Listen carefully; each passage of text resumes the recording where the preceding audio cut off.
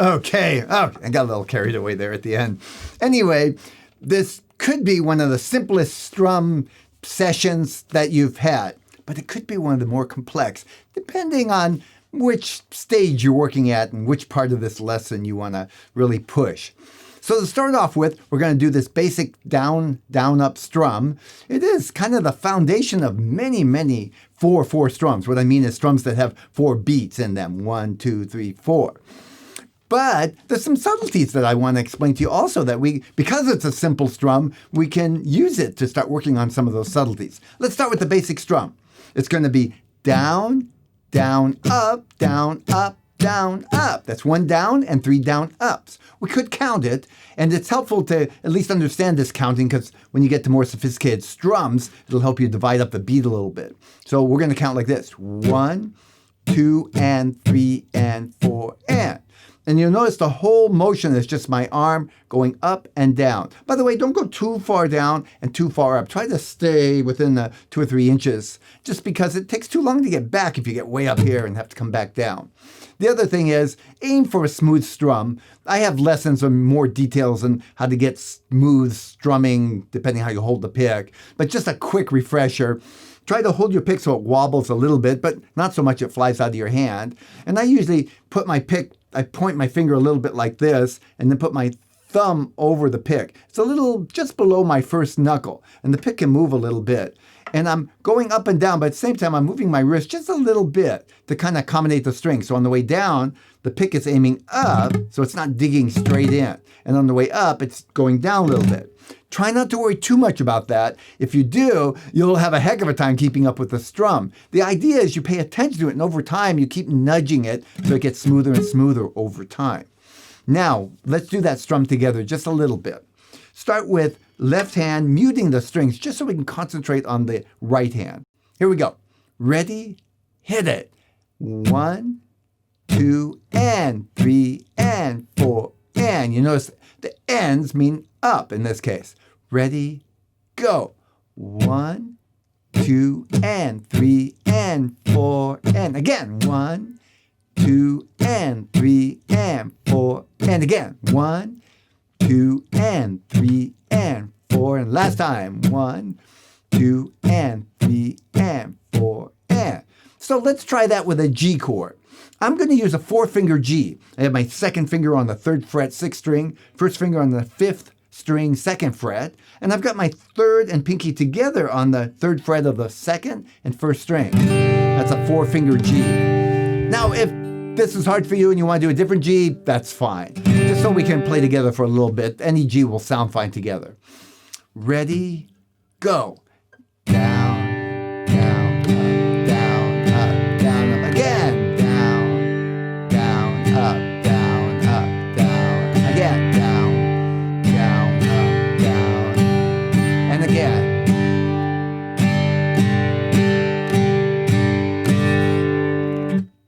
Now, let's do that same thing on a C add 9 chord. It's actually a very simple chord from the 4-finger G. You just move these 2 fingers over 1 string. So I'm on the 5th string now, 3rd fret, and the 4th string with my 1st finger, 2nd fret. Sounds pretty, huh? The pinky and the 3rd finger stay right where they are. Ready? Go. Down, down, up, down, up, down. 2 more. Ready now. Down, up, down, up. I'll count now. 1, 2, and 3, and 4, and. Now you might be thinking, do I hit that 6th string or not? It doesn't matter.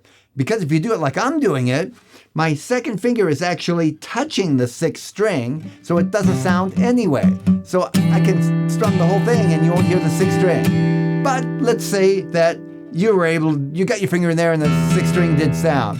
No big deal. That E, which is the low E string, is actually a part of the C add 9 chord anyway. So it just changes the bass note, but it still sounds fine. See? Deadening it, ringing. No big thing. Okay, now we're going to turn this into a simple exercise. We'll do 2 strums on the G, 2 strums on the C. Let's try it together one time through, and then you can try it with the play-along tracks. Ready? G, go. 1, 2, and 3, and 4, and again. 1, 2, and 3, to that C. C add 9. 2, 3 and 4 and 1, 2 and back to the G.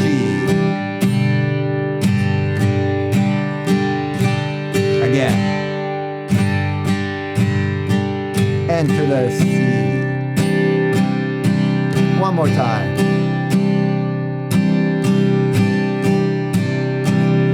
Okay. So this might seem like a simple exercise for some. If you're new to strumming and guitar, this might be just fine the way it is. But if you want to take it up a notch, here's what you do. When I strum, let me play something for you first, and then I'll explain it.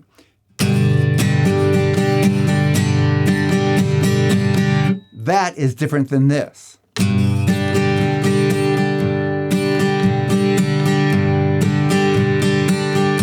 Could you tell the difference? No? Listen, one more time. Number 1.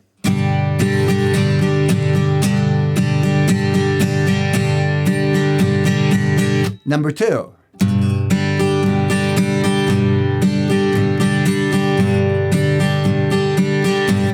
Okay, looks the same motion in my right hand. I'm doing the same up and down. I'm doing the 1, 2, and 3, and 4, and the same. But the difference is, in number 2, I'm alternating where I put the emphasis on hitting the strings. Instead of every time hitting all the strings down and up, I'm hitting the low strings sometime, and on the up, I'm hitting the high strings and not covering all the strings. In other words, I'll kind of bring it up a little bit before I get to that 6th string. I'm hitting somewhere around the first 3, maybe 4 strings. Doesn't really matter that much how many you hit, but it creates a kind of a rolling motion, which is not necessarily the right way to do it, but it's an alternative way that actually creates a little spice to the strum. This creates a little more motion. And when you hear, especially experienced guitar players, they're doing things like that. They're not just banging straight up and down usually on the strings. So listen again, and then I want you to try this as you practice the strum. Don't get hung up on it. If this is keeping you from just doing the motion, you're not there yet. This is a subtlety you add as you can do the down, down, up strum, and you want to get it a little more sophisticated. Down, down, up, down, up, down, up, down, down, up, down, up, down, up. Now what I'm doing is I'm hitting the low string, and then I'm going to the high string, low string. Let me see.